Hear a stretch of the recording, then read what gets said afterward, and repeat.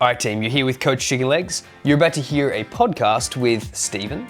Stephen has 22 years experience inside of training, but he has zero experience as a coach. He's about to start his Cert 3, Cert 4, and we address some of the concerns of the Cert 3, Cert 4, as well as some expectations and a general chat around health and fitness. So hopefully you enjoy. One of the clients I was talking to the other day who's doing similar, who wants to do this personal training for personal training stuff. Yeah. He's like, hey, how do I become more confident with customers and on camera? I was like, I'm going to blow your mind. It's so easy. He's like, oh yeah? I literally do 1,000 hours of it. like, you know how you feel like you're shit right now? Yeah, you can just keep doing it until you know. Perfect practice makes perfect, right? Well, it's funny. It's like people particularly in PT, they're like, oh, you know, I'm going to make a ton of money and I'm going to do all this stuff, but I'm not going to do any of the work. You're like, what? Like, oh, I need more clients. I want to, have you doing your marketing? No. Oh, okay. How do you think you're going to get more clients? Yeah. So it's funny. It's just like, I really wish it was more complicated, but it's like, if you just do it 1,000 times, if you had 1,000 clients over the period of 3 years, which is actually that's way too many, like 1,000 clients over a decade even, you'd be pretty awesome. You'd probably be one of the top coaches on the planet, I'd say. I think less is more, really. Like the ones you can dedicate time to that actually can dedicate time to you as well, I think is important. Yeah.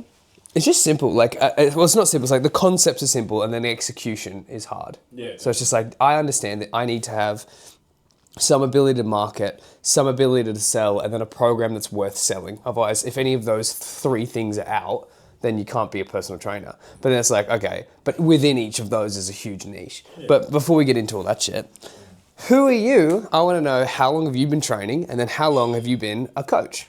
Which obviously we know you haven't. You're interested in. No, I'm interested in. But how long have you been training? Well, I'm Steve, and I've been training probably since I was like 18. Started going to the gym. You're 100 now. I'm 38 now, so it's at 39 now, sorry, so it's 21 years of training. That's a fuck ton of training. Yeah. Started out with a lot of hypertrophy training and bench, tries, buys, get the girls, all that crap before, I guess, not really. Yes. Just drinking too much beer and shit. And then I played footy for a bit as well, so obviously footy was encouraged to train harder. Yeah. Boxed for a little bit, and then... Really good? Nah, not really. I was just... I'm seeing a trend. Seeing a trend of things. And I get distracted by different things, I guess. Yeah. And then I joined the army and, fell in love with training from that perspective. Off you went. All those hard workouts that we used to do and the hard training that we used to do, the hard work pays off, I guess. Yeah, it does. Particularly think about how many people are in your current age bracket and are overweight and slobs and wouldn't have the capacity to become a coach even if they wanted to. Yeah.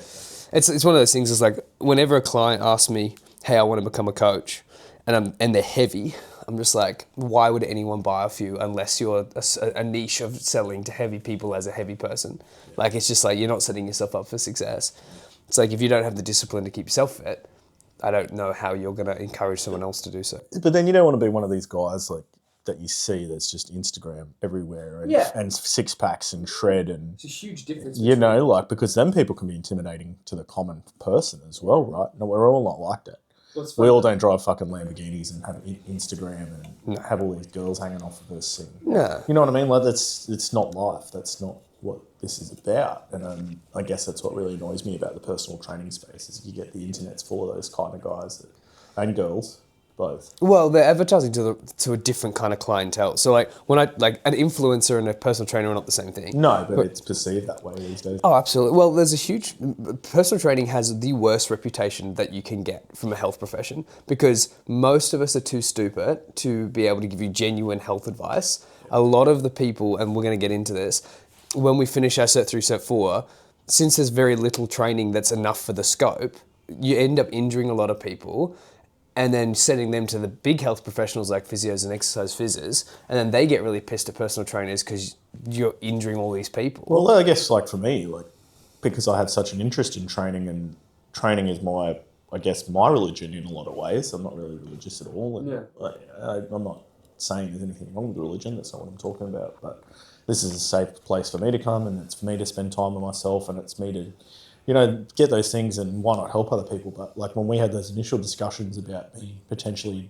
joining this industry, it was more for my own personal thing, but I didn't realise how poorly trained PTs are. I actually didn't realise that a Cert 3... So, yeah, it's piss poor, right? Like, Man, it's funny. you can go do these courses, spend your $4,000 or whatever it's going to cost, and then walk out with nothing, essentially. Yeah. You know, like, it's pretty piss poor and it's dangerous. Well, there's kind of like there's three things that happen when you're looking for personal training, like courses to start, because you got to start somewhere. You can't just enter the profession without the ticket. But like, you get three options. It's like it's cost effective, it's quick, or it's good. So like, I can't really have all of them. So it's like, there are some courses for personal training that are 12 months and they genuinely teach you some really good stuff. But most of them that I've worked with at least are fast and cheap, because they understand from a business point of view is I need to get as many new PTs as I can in, get them sorted for 12 weeks, fuck them off, and then bring the next group of people in. Well, it's a business model. So it's like, what do I care more about? Like, the focus is getting people in the door and not giving them a really, really good service. Because as soon as they're in, they've paid their money and now off they go. They're going to complete the course anyway because they've paid for it. So now, but as soon as they're done the course, they don't get that clientele back again. Yeah. So they don't care about the initial. And I guess that's where your niche space comes in with your mentoring and coaching people, because that's what's required. Yeah. You know what I mean? There's too much to the cheap and cheerful. And like you said, get people through the door and, It should be an apprenticeship. For sure. A 3-year apprenticeship. Or a traineeship or whatever. Something as similar. Yeah, I agree. But it's funny. It's like there are some spaces that do it really well. But it's 12 months time and it's like a 12-month long course. But the problem is like most people care about speed. So it's like, I would rather get it done in 3 months, know nothing, but then go under a mentor, than spend 12 months doing a course, because I just don't have that kind of time. I want to make money now, right? Yeah. Like personal training is all about using fitness to make money. So it's like, I'd like to make money now, For me, I've already got a job and I'm already working, so that longer process doesn't really matter to me. That's good. I'd rather have the education. I'd rather do things properly and... I guess that's yeah. I've worked with plenty of people with university degrees that don't know anything either. So it's kind of, I guess, your own perception in the world and how you adapt to learning and knowledge and, like leaving that ego at the door as such. Yeah, I think it's such a hands-on industry that you can't afford not to have a mentor. Mm-hmm. Yeah, it's really challenging. Couldn't agree more. Yeah. Which is cool because like it saves you a lot of time. Like you're paying to save yourself years. Yeah. Like, and most mentors, depending on where you go and how you do it, and that's where it's a little bit tricky with PT because there's kind of two models. Yeah. So let's say you do your course, you smash it as quick as we can, no problem. And now you're like, right, I've now got this bit of paper and you might have done some placement somewhere, and you're like, what do I do, right? I can go to a big chain gym and get charged a rent model, $250-ish, $300 a week in Australia, pretty standard. Maybe 400 for the big guys, like Anytime Fitness. I'm not sure what they charge these days. I think, but somewhere like I would expect between $200 and $400 for a big chain gym, or you can find a small chain gym, and some of those guys do a percent model, where it's like if you don't work at all, they make no money, but if you do $1,000, they make $200 because they've 20% of your income is what they get. And there's like pros and cons to both. Which one do you think is more would be more interesting for you? I think percent model works better for me. Yeah. From a perspective of, depending on the gym you choose too, like if you just want to choose a gym and not care about them and not care about their community and blah, blah, blah, sweet, go the other way. Yeah. Pay their rent, use their equipment, use them for what it's worth. But if you want to establish yourself in a place and try and fit into that mold and fit into the community, I think the percent model works better from that perspective. Yeah, absolutely. I always think like 2 to 4 years, so 3 years average is like a great time for mentorship, because first year you're figuring your shit out.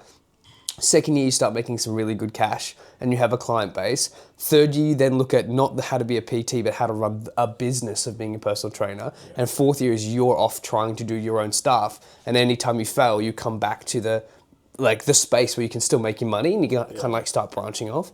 So it's just like 4 years is kind of a good spot. But like when you talk about all that editing shit that I have to do, it's like just such not a concern. Is there a lot of hidden stuff you don't see, I guess, from being on the outside looking in? Like for instance, if you just want to go here outside here at Ipswich at the park and go run a group class, is there any limitations to that? Massively. Yeah. Massively. The councils and shit get involved with that sort of stuff, Massively. and you have to ask permission, and you can't just run a group class in the park anymore like you Nope. would 10 years ago. You can, but like as soon as something's worth any money, someone wants a bit of it. Yeah, of course. So it's like as soon as you, let's say you do really, really well, you run a veterans push-up challenge group on a Saturday morning.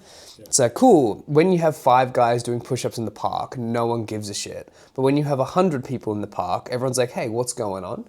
Like, it's almost like the more eyes actually kill you. Yeah. So it's funny, so as a PT gets bigger and more income starts coming in, you see that you actually run into more problems, not less. So you've got to weigh up, how much do I want to make versus how many problems do I want to deal with? Because in theory, you can take, there's people who make like $1 million as a personal trainer, but they have $1 million worth of problems because you just don't know. Like I was shown a little graph actually by my mentor figure.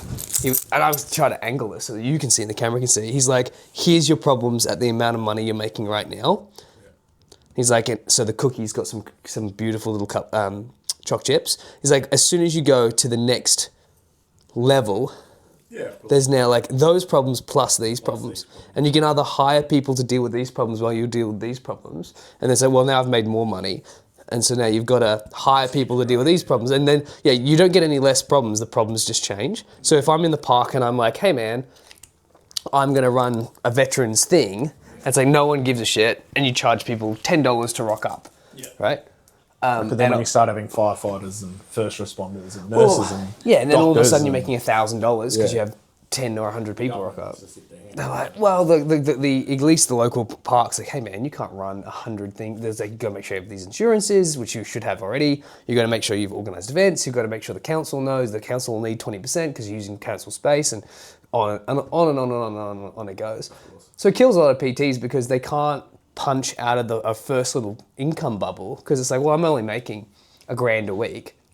I want to make $3,000 a week, but new problems arise where it's like you start hitting these like walls, and that's when the mentor goes, hey, I would do, this is what the options you can kind of take and do. Yeah, sweet. Does that make sense? Yeah.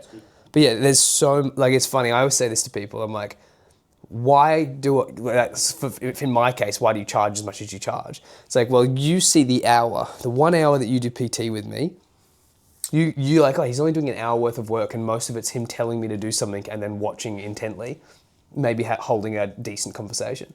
It's like, oh, fuck, like, but so you don't notice that I've done 2 hours of prep. So I've written your program, I'm calculating your program in the background, I'm monitoring and managing the app system that I'm monitoring all your shit with. Yeah. Then I've also had to do 7 to 10 years of studies so that your program runs off without it. Like if I walk in and I'm like tripping over myself trying to get you to do stuff, like that just shows I'm not experienced. But when your PT walks in and he goes bang, bang, bang, bang, bang, and like you get exactly the results you're looking for, he's probably done a lot of work. Like, you know what I mean? 100%. And it's all behind the scenes. Like you're not getting paid for that time. So when I say to you, let's say you're $200 an hour, which is pretty high, like for a PT. It's like, well, I actually do 4 hours of work for you a week, whatever. So now it's actually $50 an hour for me on my end. And then each of those hours gets taxed. And then I also have to have my own insurances, and I also do my own sick leave. I also do all my own super. So each of those hours is now $35. Yeah. So you go, okay, well. And I guess it's for you, it's like, where do you put more effort in? And it's not, that sounds really bad, but it's like for those people that just want to rock up and they want to pay for a program and blah, blah, blah, that's cool. You can give them whatever program they want and they're going to be happy because they trust in your knowledge, they trust in your judgment, they trust in that and that. But then you get someone like myself that, like, you write my program for me currently, and when I'm training, I get involved in the nerdy aspect of it, so I guess that could be irritating as well, where it's like, because I want to hit 75% of this, I want to do 65% of that, I want to know why I'm doing these on these certain days, and why I'm doing these, and this is why this interest has piqued at me. Because, I want to know what this modality is doing, and I want to know what these strengths are, I want to know what these limitations are. I really want to know the nuts and bolts of it all for my own gain and to make me a better athlete. It also makes you easier to market, because then you're like, when you're assessing someone if they're your client or not, like there'll be a couple of different types. One of them will be, I really want to know every single reason why every single thing is being done. Like someone who's analytical. And the other person's like, I just need you to tell me what to do and I'll do it. And like when you're looking at it, like let's say you're fully booked and you get to choose between those two clients, you'll choose the one that's more fun.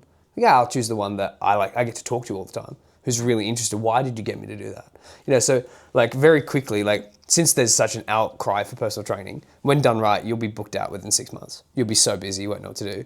Or you'll have such an ability to pick and choose who you want that when you sit down with you get 5 interviews of a week or 10 interviews in a week, and you for one spot that you're looking to fill, you're like, who was the most fun during my induction and interview phase?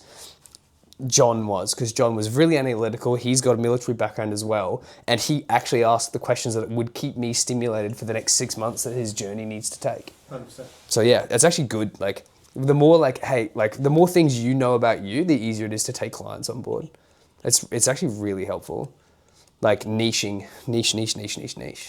I guess it's not just like the veteran space I want to be involved in the first responder space. I also want to be involved in that space of new people coming into the gym. Because we've all been there. Yeah. Like look at the gyms that we would have trained in, or probably I'm 10 years older, but those gyms that I trained in, the old art, like you can see on the wall here, like Arnold Schwarzenegger, old school bodybuilder gym. And they're intimidating, right? Yeah. Like and now we have the people that get intimidated by these girls that are wearing camel toes and short pants and Instagram and cameras and shit everywhere, right? Yeah. So people get intimidated by both, and there's no pendulum with that. It swings one way or another. Yeah. So I want to be able to help those people that, like that certain person yesterday, and in our class, one leg comes in. That's amazing to see. That how hard that. Yeah, Tash, one-legged Tash. Yeah, it's cool, Well, it's good news for you is that your first 6 months is taking any client who will take you. Yeah. And not necessarily, you don't have to, but like I always say to people, it's like before you, like my best advice to beginners is take on every single client so you know what you don't want. 100%. That makes sense. Yeah, that's and at the end of 6 months, like as soon as your books are full, then you become a high commodity. Yeah. And it's like, then you can be like, hey, I really didn't like working with this person. I didn't like working with this person. No, you're not going to like everyone, are you? No, but like getting a spectrum, like if you don't know who your demographic is, like who you're trying to get to, just take everyone and you'll really quickly find out you hate teaching kids. And I've heard you say in the past that, like there's nothing wrong with referring on to other people or recommending someone else. You might just not click with that person. Yeah. Like. And if your mentors set it up well, there's like you, then the 4th year or 3rd year apprentice, 2nd year apprentice, first year apprentice, brand new guy.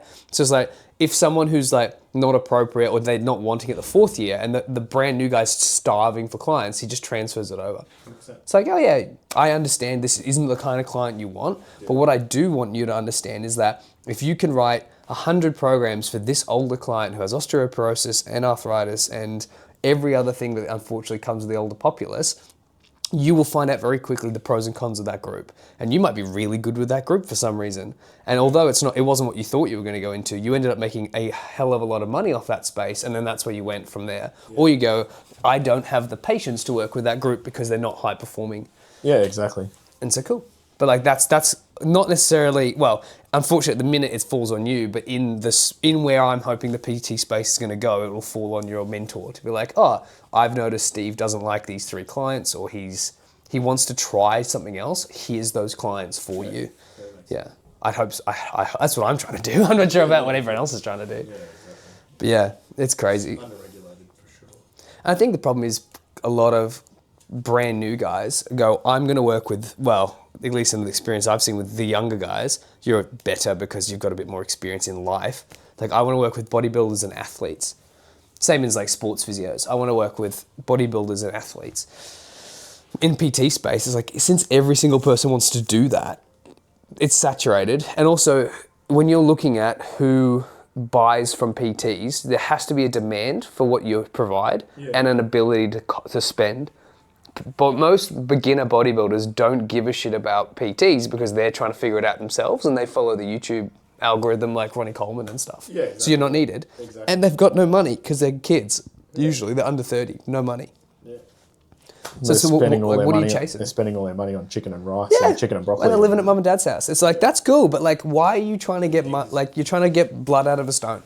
Yeah. It's like, what are the demographics? So look, here's my question. And like you just said, Ronnie Coleman's told him everything. So what am I going to tell him? Yeah, are you better than Arnold Schwarzenegger? No. No. Well, the Encyclopedia of Bodybuilding, written in 19 whatever, that I have at home, was written by Arnold, and it's better than whatever you have to offer. Sorry. Like, if you just give them the book, like lend them the book and see what they like. Your ability as a coach is how to help. Like, so if you gave them the book and they had all of this information, but they can't apply it, it's irrelevant. That's where you come in. Your ability is to make stuff. Like that, yeah. Well, people are like, oh, you're not a whatever coach. You're like, no, but I am a coach. My job is not necessarily to show you how to do the perfect spinning throw of a of a football or hit a perfect tennis ball. It's to coach you to apply the skills you already know, and then you find the specialists in your niche, right? Exactly. But here's my question to you, right? So and I wrote it down because I think it's so valuable.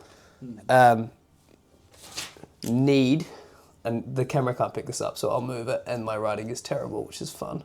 Need and cash.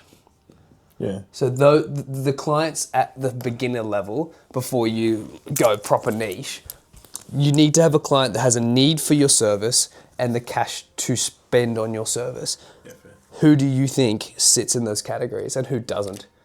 So if I said to you, kids, like teenagers, like, do they have need and do they have cash? They have need, but probably no cash. Exactly. Right. Now, when the interesting thing about teenagers is when you're trying to sell to someone who has postural issues or growing pains or whatever, who are you selling to? Are you selling to the teen or the parent? The parent. So does the parent have need and cash? Definitely. So what's one of the biggest industries of sporting money in the world is kids sports. Yeah. Because every single person wants their kids to be better than them and are willing to spend whatever it takes to get the kid there. Yeah. So kids are huge for this. Yeah. If I said to you, uni students, even obese uni students, let's have as that, it's even more niche, obese uni students, do they have those two things? No. Well, they have the need because they're obese, but they don't have the care because they're busy doing uni. That's the problem. And they have zero cash. So why are you trying to make a group class around them? This is strictly if you want to make money quickly off this industry. You wouldn't. You wouldn't. You'd walk away from those type of clients. How about men under 30? Both. Need Yeah, I say under 30 is hard in the modern economy. But yeah, men over 30, probably. Yeah, true. Yeah. Because under 30 guys have kind of just finished their degrees, they're starting off families. Yeah, but they also want to, like, some of them are single and want to find partners and stuff like that, so they want to look their best. Yeah, it's good. Or they currently have a partner, they want to look good for the wedding, or they want to... True. Yeah. Yeah, I didn't think about that. But niches within niches, right? Yeah. So it's like, I would say... Well, the mum that's just had kids and she wants to look better. Yeah. The biggest needs that are in I think, in personal training is people are sore or in pain. Yeah. Now, pain can be, I'm in pain because my knees and my back hurt because I sit a lot and I'm heavy. Or my pain can be every time I look past the mirror, I hate myself. Yeah. Or every time I walk past the mirror, I'm not big enough or I'm too big. Well, my need for engaging with you was I keep using the same training all over and over again. Yeah, the need is that something's not happening. Yeah, something's not happening in that space. So. Yeah. And then, exactly right. It's like, and it's funny. It's like, you don't really need to change much for you. You just need to show you, like, you should probably monitor what you're lifting more. Yeah. You should probably write it down. Definitely. Have you improved this month? Where's the metric? Have we changed Definitely. it? I never used to look at metrics and stuff. Yeah, it's like... I did, but I didn't. Like, yeah, exactly. You know, yeah. But it's funny because, like, you just don't know what to change because it's been working up to a point, right? Exactly. Yeah, you kind of like stagnate. Like, a lot of people start off, do really well, and then plateau out. They don't think, oh, I'll just do more of the stuff that was working. It's like... No, the stuff that's working has plateaued you out now. You need to continue. You need to change. Just change something up. Yeah, that's right. But programming, like, which is going to be the next instructional series I'm making, is like so hysterically, complicatedly simple. Where it's like, at its core, it's the same thing we were talking about. It's like need and cash. But there's so many micronutrients inside of that. 100%. It's going to be really good. But for you guys, the guys who are just about to start, probably the first thing I would do. I've got some good education on programming. I should send it to you, see what you think. Yeah, nice. I'd love to see it. I'd love to see it. Like, at the end of the day, it's just about, can you get the person the outcome and how quickly can you do it? Yeah, 100%. You know, that's really it.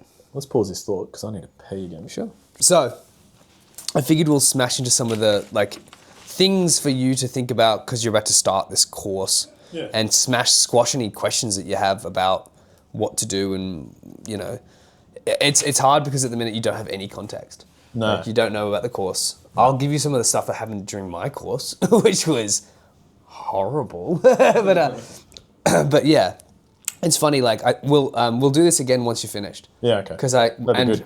very quickly after you finish, because it's funny. Like I look back on it, and I still hate it. So when I did finish it, I was lividly cross at the course. I actually ended up getting an ombudsman, like a representative, got legally in the course with me, because I thought it was being so poorly managed. Jesus. And it's not like, at least in my, from what I did at TAFE, I did it all in person, I did it full time, right? And we had 2 lecturers. One of them had done like business or something, like she wasn't a coach, or she might have done some like backyard PTing, but she was the legality side of stuff. And the other gentleman was a tennis specific exercise phys, which is fine, but why, but it was really challenging because they both admittably said that the information was out of date and not they themselves didn't use. I've done heaps of courses like it. Yeah, it's like, oh yeah, and the problem is like it takes so long. It annoys me. Well, to get stuff published, get papers written, get universities and get lecturers and get PhDs to actually publish information on stuff takes years. So whatever we're finding works today, it'll be a decade before it hits the tape, before it hits the whatever. But what annoys me is like it's a sport. It comes under the sport model. Yeah, well, why? And they have so much funding these days for sport. Why isn't there any like people like, say for instance, medicine and stuff like that? They all have a board. They all look at published papers. They all have, stuff moves relatively quickly. I don't know. Sometimes it doesn't, but I don't know. It's annoying. It's frustrating. Yeah. Especially like my perspective on that is like, because I was in the military and we did training and stuff like that. When you do those courses, we learn about training and learning assessment. Like I've got my TAE and I can look at training plans and be like, well, this is outdated. This is garbage. Why? Like just annoys me that they don't do it. Yeah, agreed. Yeah, I don't know about any other industry as far as how quickly tough stuff takes, but ours is hysterically slow. Slow in the sense that it'll be a decade. So like voodoo flossing that we do, which is a fascia compression thing, that'll be like, there's a couple papers on it now, but it will be another decade before it's seen mainstream. Yeah. And the problem with that is in a decade's time, we'll have discovered new stuff. So it's not necessarily the fault of the educator that the course is behind and it's just not relevant and it's hard to teach. It's the nature of the course itself. So it's like, it will never improve because it'll always be behind. Yeah. So what I tell people is it's like, this is why of my opinion, I say do whatever the fastest course is. Don't necessarily do the one that's the best content because you're better off learning in the trench, if that makes sense. Yeah, for sure. I'm better like that anyway. Man, I had such every other course I've done, I'm better learning in the trenches anyway. I always have been. Hands-on. I'm a hands-on learner. Yeah. But I remember I was tutoring the other students, and we would do like weekly tutes together, and like we would have. This is the laziness of the students sometimes. So I would write a template out for stuff, like a document that we were doing, because I was working in a gym at the time and I was getting mentored how to finish these things. So I would write up 5 or 6 programs and like we would the idea of the tute was like, not to show, I'm not going to write it for you, this is how I would write it. So I was doing this kind of stuff really early. And I got called into the office, and this is a couple months in, and they're like, hey, we need you to stop running that tute. I was like, oh shit, like why? Like, can you give me a good reason? And the students weren't writing anything. Well, mainly the male students, the girls were really good. But the boys, the bodybuilder boys, just took the template and sent it in as if it was the thing. And one of the guys didn't change the name from Bryce's template. And it's just like, this is the kind of caliber of guys we're getting into the industry, on top of the fact that the industry's that 3 to 6 month program's really shit. Not shit, but slow. So it's funny because it's like a cool little insight that I had when I was talking to some of my exercise phys friends and physios. They're like, those markets are so saturated at the minute, exercise, physiotherapy specifically, that some of those guys probably shouldn't have gotten in. Yeah. Where it's just like, they're not that great at exercise physiology or physio, then they would have been a absolute high caliber 1% personal trainer, but decided instead to be a bottom 10% physio exercise phys. So there's this real weird divide where there's really, really shit personal trainers, like fresh, and they don't last more than about 6 to 18 months. Then there's like these 1%ers who like, you cannot get an interview with them. Like it is months and months and months of blocked out and then no one in between. And then for the physiotherapist, there is this slab of really, really good exercise physios and physios, and then the 1%ers, and then this huge surplus of just like generically okay. Yeah. And like the 1% can't be teamed up here, but if you just diluted this bottom percent of physios, like they would make exceptional trainers because you don't need that level of knowledge to be able to help Most people out. think they go to uni and get this amazing education and stuff and then think that's the end of their learning. And realistically, that's the beginning of your learning once you finish your degree. Yeah. That's just your license. Well, it's your ticket to now learn. Correct. Yeah. Correct. Well, funnily enough, like, because I do exercise phys, every year I have to, moving on through after the degree's finished, I will have to do a demonstration I've continued learning. Mandatory. Like, I'm only just getting back into my trade and I'm learning every day. Yeah, sweet. It's crazy. It's something about being on the tools. Like, because PTs don't have to have evidence of continued learning, although it's implied and suggested. You don't actually have to. You should be regulated. You should have People are like, CPD. online. CPD. Yeah, it's like I'm going to be an online coach. It's like there's something like you can. Because you fit into the health modality in area, you should really be. Well, yeah, I would move online Absolutely. after I've done my 3 years of in person, because then by the time you know every question that's coming and every concern that's the majority of people, you're pretty good to answer on a global scale or a big scale, right? But it's just hands-on tools, man. Like 100%. Like it's like you and I did the induction, like a movement induction the other day. Excuse me.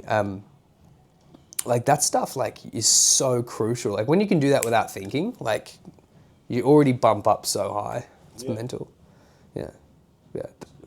My question to you is this: how much do you expect to make as soon as you're done? Like, are you going to go full time or part time? Probably part-time to start with. Yeah. Just to get my toes in the water and see how it feels. Yeah.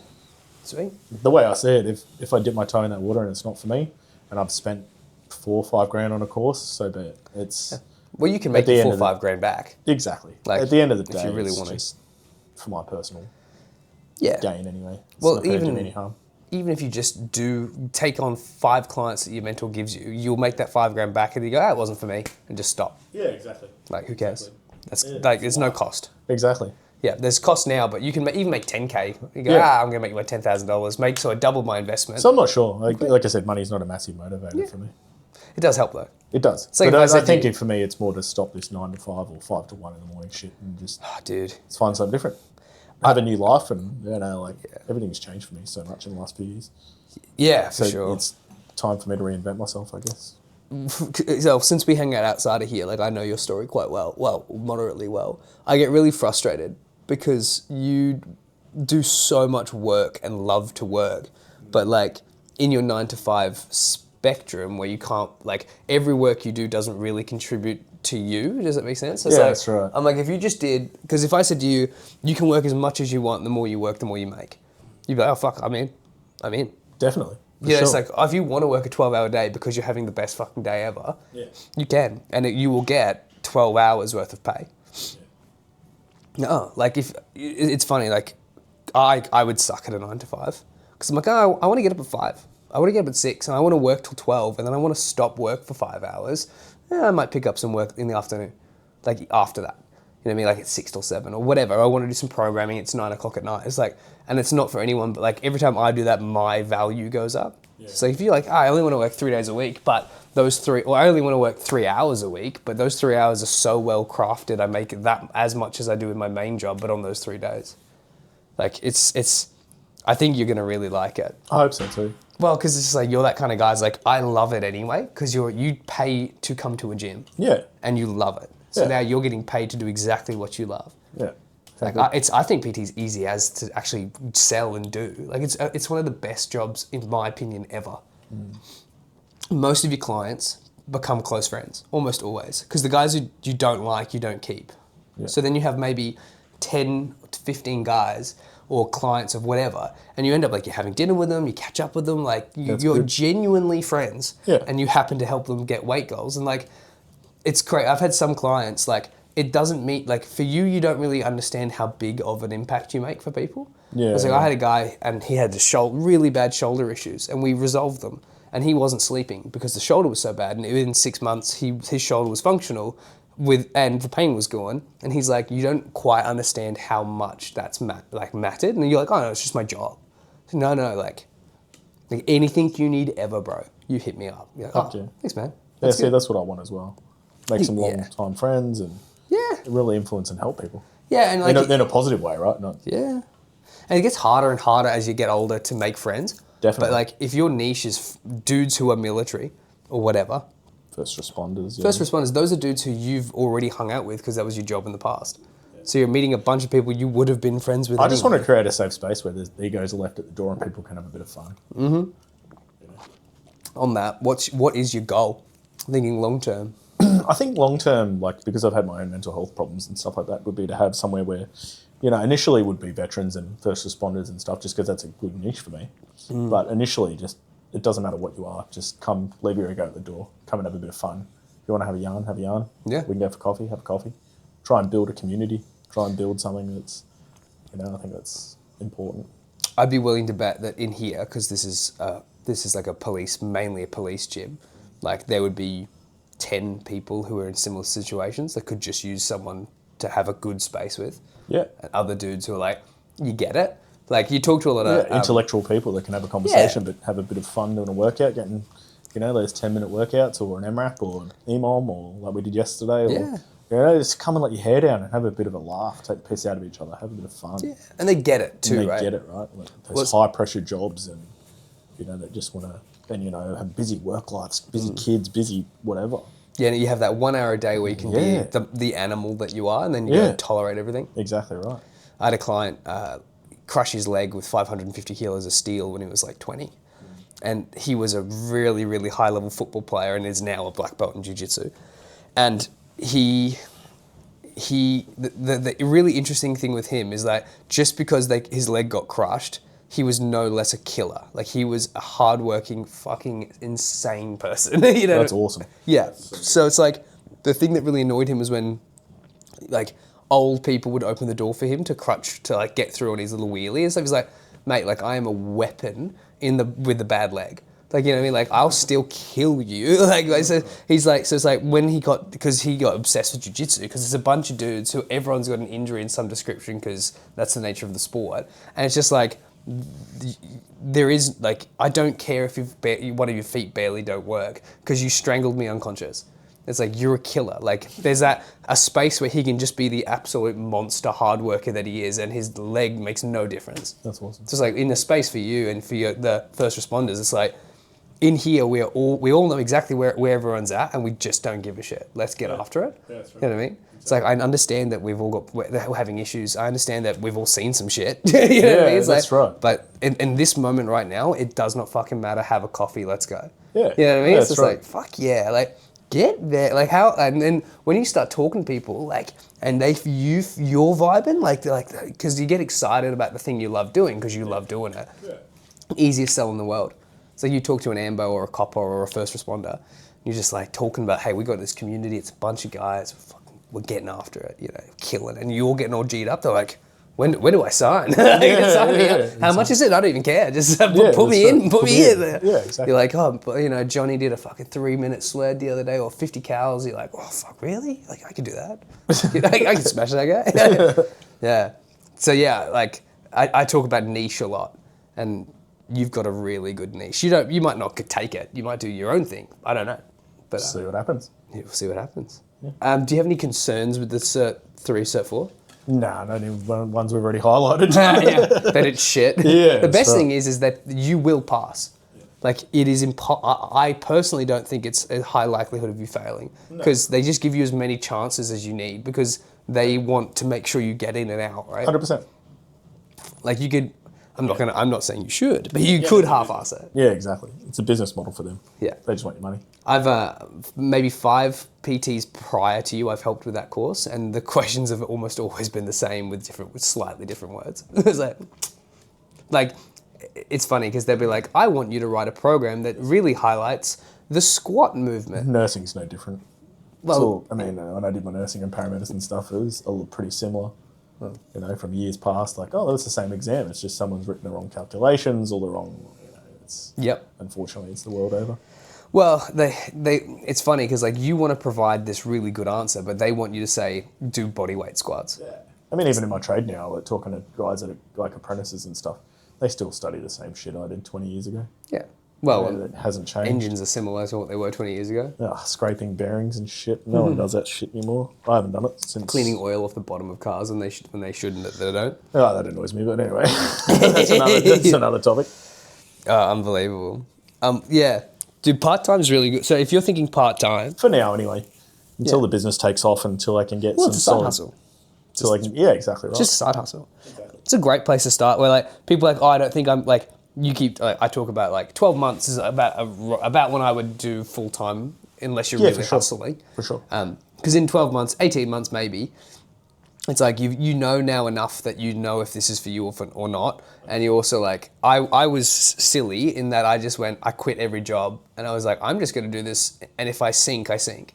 And I was lucky enough, my mentor was like, hey, you're crazy, but if you want to clean the gym, I'll give you $30 an hour.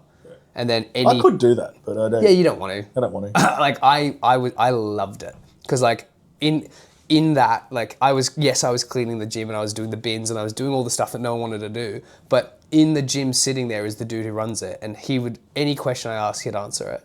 So that's why the rent model can be really, really, really good. Because like if I go to a space and the rent model, let's say it's $1,000 a week, that's unbelievable. But in that room is the best marketer in Queensland or the best marketer in Australia, one of the top coaches in the gym, in the world or whatever, and then also one of the top sellers. So if you've got some of the best sellers, the best PTs and the best marketers all in the same room, and you're telling me that for only $1,000 a week, I can talk to them for 38 hours.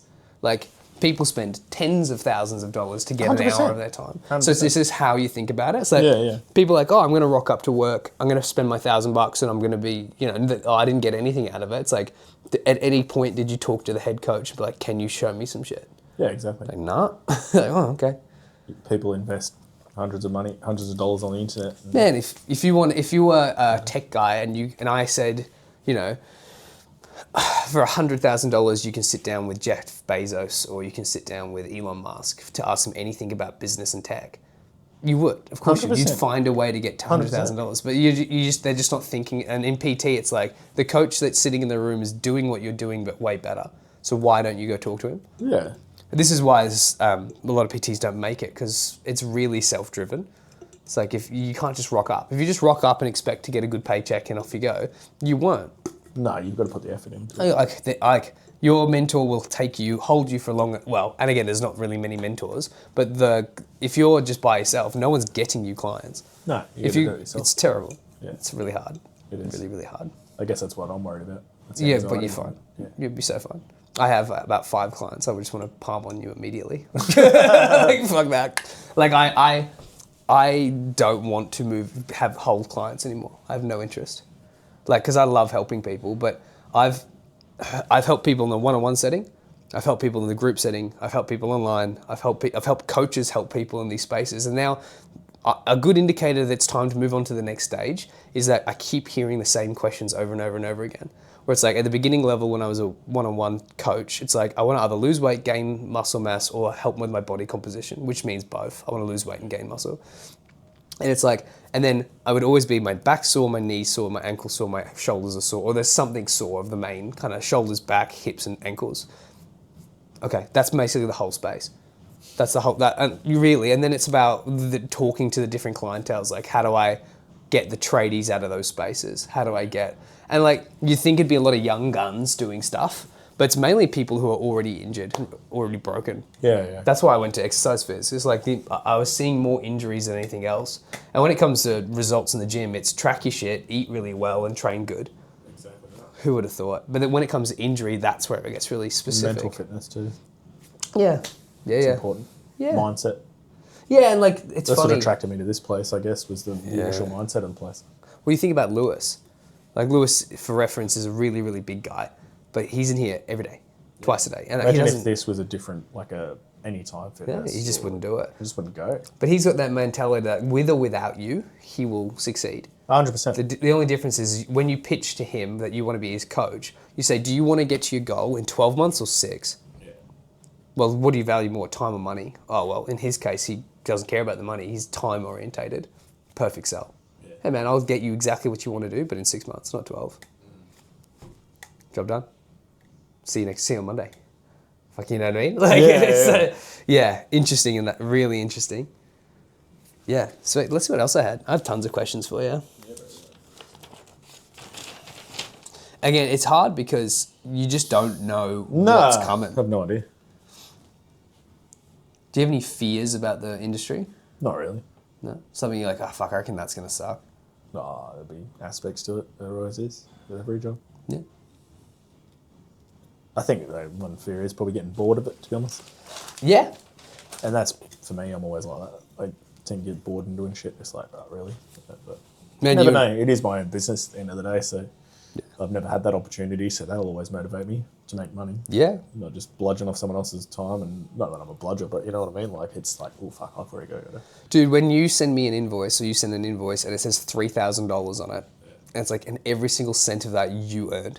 I was like, there was no, like, everything from the client acquisition, getting them in the room, to the sale, to the program, and then to the long-term client. Like, keeping the client happy long-term. You're like, see that $3,000? That's mine. I did every single cent of that. That's so good. You're like, yeah, you did. That's cool. And then when it's like, when you do $3,000, $6,000 is not that hard. When you do $6,000, $12,000 is not that hard. But it's like the first $1,000 a week is where it's challenging. But as soon as you do that, you're like, I got this. Like, I've actually got this. You know what I mean? Yeah, cool. I had a client. That's what I'm excited to see. Yeah, dude, I had a client who was making $8,000 a week. Wow.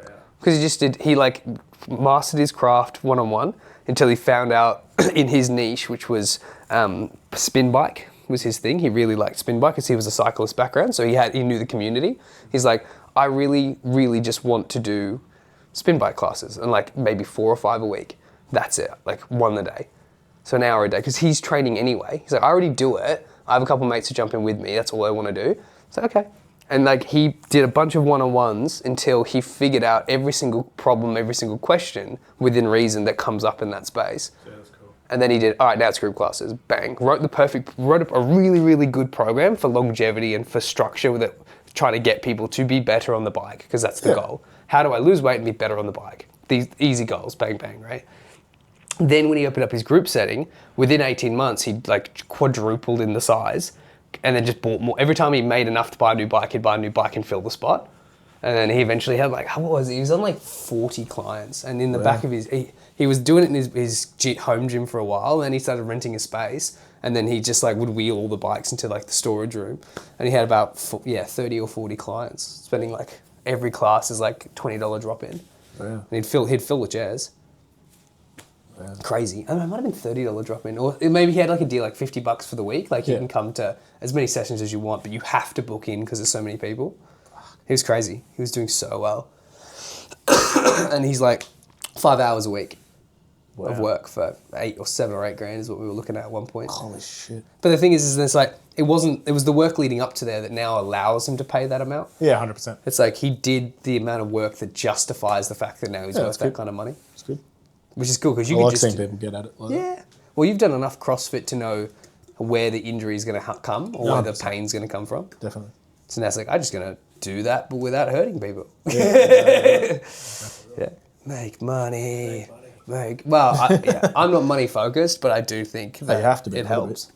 Well, you can do more with more. Exactly. It's good, man. Sweet. So, would you do online? Are you going to do an online Cert 3, Cert 4, or are you going to go in person? Don't know. Not sure. Okay. Your thoughts? Mine? Look, I think online, but... In the modern world, like I did it in person because it was convenient to, but it took far too long.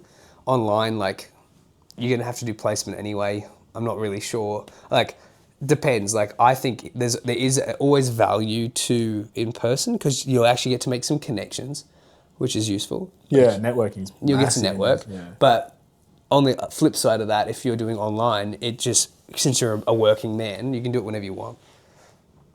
So you're trading connection for... I think if they have like afternoon classes, Yeah, you could. I'll just jump in straight after work. Yeah. I think that Fit College is not far from where I Fit work. College looks really good. Fit College and Fit, the other one, there's College and Academy, I think. Yeah. They're like the rivals in Ipswich or Queensland. Yeah. And yeah, they both seem to be relatively good. There's that Vast Academy as well, I think. Oh yeah, I haven't talked to them. But I do lectures with Fit College, and the students are great. It's good, like there's a really clear divide of the students who are going to make it and the students who don't. Yeah, okay. Because the students will either ask to hop on a podcast like this, or like I say to people at the minute, not for much longer, that I'll give you a free hour to come into the gym and ask any questions you want.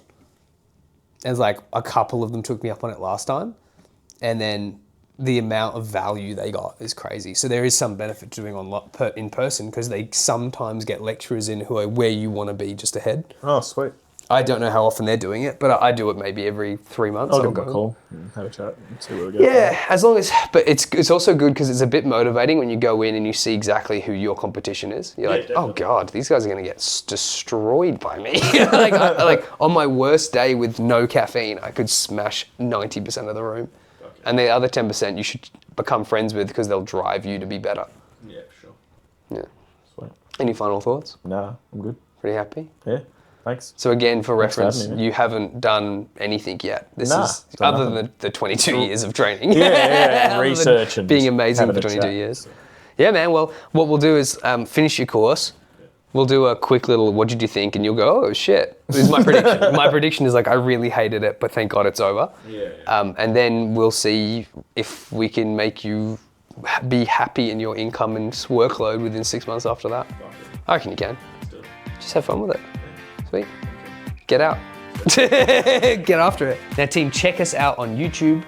Check us out on Insta, Facebook, X, Twitter. If it's a platform, we probably have it. We will continually release information to help personal trainers be better at being personal trainers. Our goal is to help the profession grow and become a little bit more, to have a little bit more validity, to be a little bit more well respected within the health industry, and to provide better coaches for people. That's our goal. We're trying to be coaching for coaches or personal training for personal trainers.